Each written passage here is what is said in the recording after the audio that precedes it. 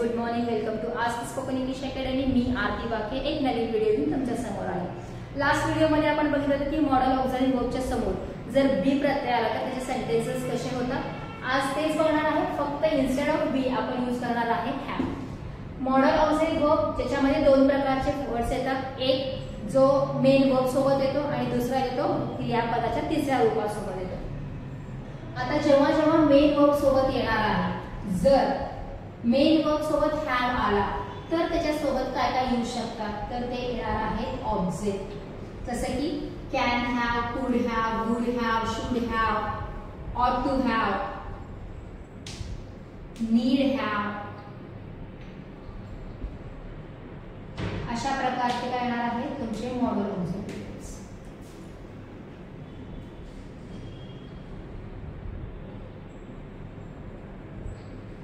जर अशा प्रकारचे मॉडल ऑक्झिलरी वर्ब्स असतील तर या हॅव नंतर काय यायला पाहिजे, एक तरी त्याच्यासोबत येणार आहे ऑब्जेक्ट. ऑब्जेक्ट म्हणून आपण काय काय घेऊ शकतो बघा. त्याच्यासोबत येऊ शकतात वस्तू, व्यक्ती, प्राणी, ज्ञान, पक्षी,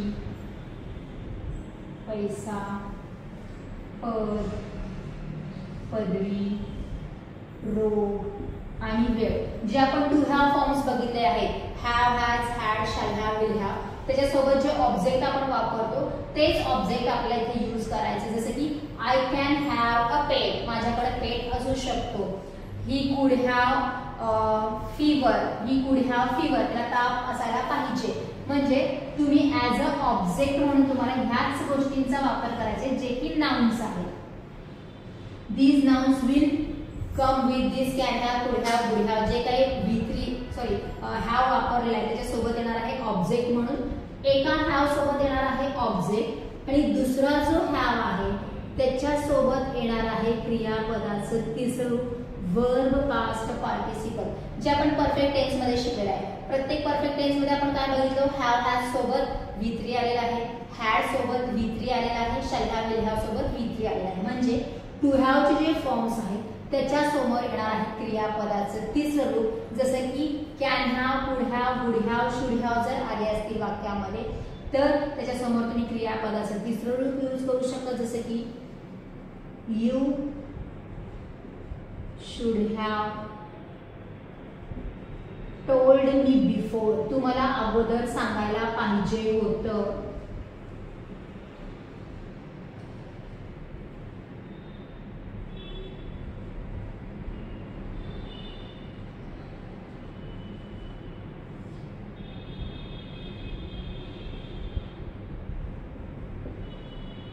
आता बघा हॅव नंतर ना आपण काय केलेलं आहे, टोल्ड आणि विजिटेड हे क्रियापदाचं तिसरं रूप वापरले.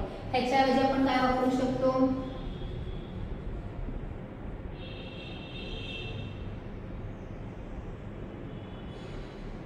इथे आपण 1 करोड रुपीज घेतलेला आहे ज्याच्यामध्ये तुम्ही पैसे घेतलेले आहेत.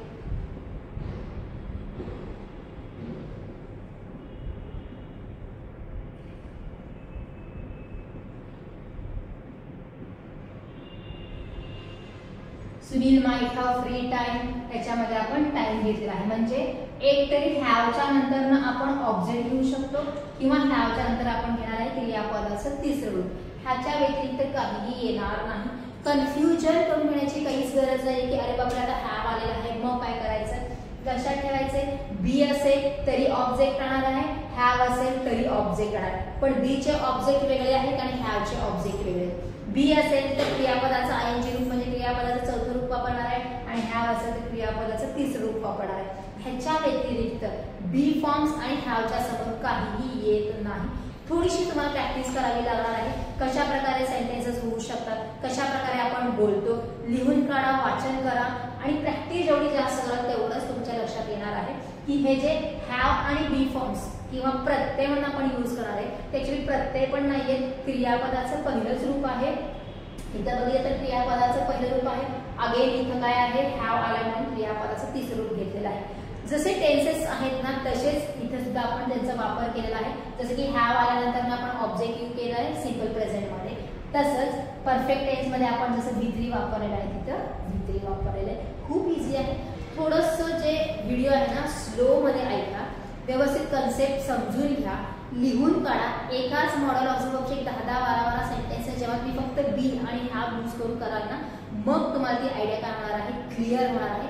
पुढच्या व्हिडिओमध्ये हॅव्स म्हणजे बी आणि हॅवचे जे आहे त्याचे एक्झाम्पल्स कसे होऊ शकतात, त्याचा अर्थ कसा होऊ शकतो, त्याचे भरपूर सारे एक्झाम्पल्स आपण काय करूया, व्हिडिओ करूया, जे तुम्हाला अजून व्यवस्थित लक्षात राहील. आज फक्त एवढंच.